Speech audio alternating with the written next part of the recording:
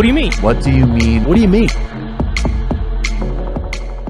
I'm here in Tuvalu. I've been here for the Pacific Island Leaders Forum that's been convening in one of those countries on Earth which is just a couple of metres above sea level. Small country, it's over 10,000 people live here. They've done that for a long time. Beautiful culture, beautiful way of life.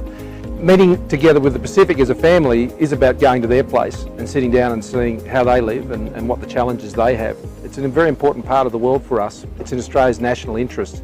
It's in all of our interests to ensure that we're engaging well and we're being good family members, being good neighbours. And we're doing that, and Australians can feel very proud of what we're doing here in the Pacific, whether it's helping young people get jobs or dealing with the real serious healthcare needs, looking after the oceans so the plastics don't go there and that they don't get their fish ripped off by illegal foreign fishers, and also, of course, taking the action that Australia has to address climate change. It all goes together. It's all part of practical plans that's just try to help our region be stronger, to be more stable, to be safer, to be more prosperous. And I know Australians have a great connection with the people of the Pacific, live in our communities, they're Australians themselves in many cases, and we really enjoy that family relationship. So it's been good to come here, to show some respect, to receive some respect as well. It's been great to help them with this important occasion, and we wish them all the best. Looking forward to getting home. Go the Wallabies this weekend. Authorised by S. Morrison, Liberal Party, Canberra. A friendly jibe from a trans-Tasman cousin. Just give Australia a moment.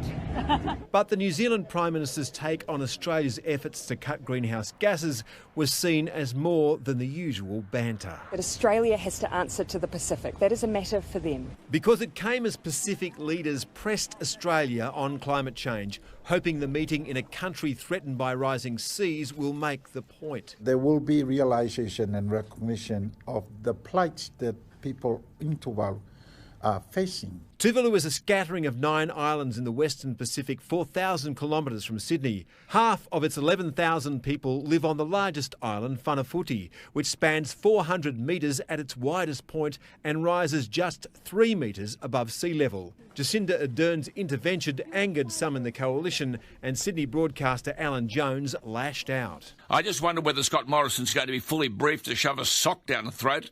I mean, she is a joke, this woman. The broadcaster later clarified that he meant the New Zealand Prime Minister should put a sock in it. And while the Labor leader lashed the government for its lack of a climate plan, he didn't call for an end to coal mining. Our export of coal will remain an important part of Australia's economy. The Pacific Island Leaders Forum has run hours over schedule as Scott Morrison battles to ensure that its climate change statement doesn't rule out new coal mines.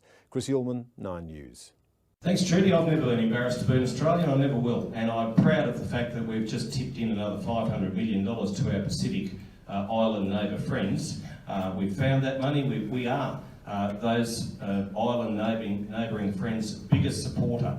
I also get a little bit annoyed when we have people in those sorts of countries who point the finger at Australia and say we should be shutting down all our resources sector so that you know, they can continue to survive. They will continue to survive. There's no question they will continue to survive, and they'll continue to survive with large aid assistance from Australia. They'll continue to survive because many of their workers come here and pick our fruit grown with hard Australian enterprise and endeavour, and we welcome them. We always will. But the fact is we're not going to be hijacked into doing something that is going to shut down an industry that provides tens of thousands of workers' jobs, that provides 2/3 of our energy needs, and that provides $66 billion of exports. And I'm only talking coal, let alone all the other resources sector. And the fact is we went to the election with our policies writ large. We went there to the election and we were re-elected. So we will put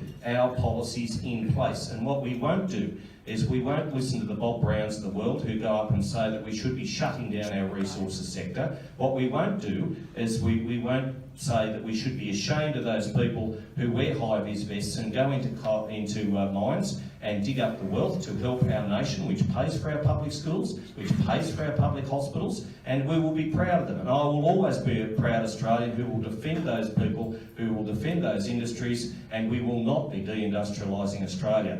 And Take your time. That's just mate, take your time. Yeah, I tell you, we had a bit of that up in Port Moresby. Oh yeah. Anyway, it was a good meeting.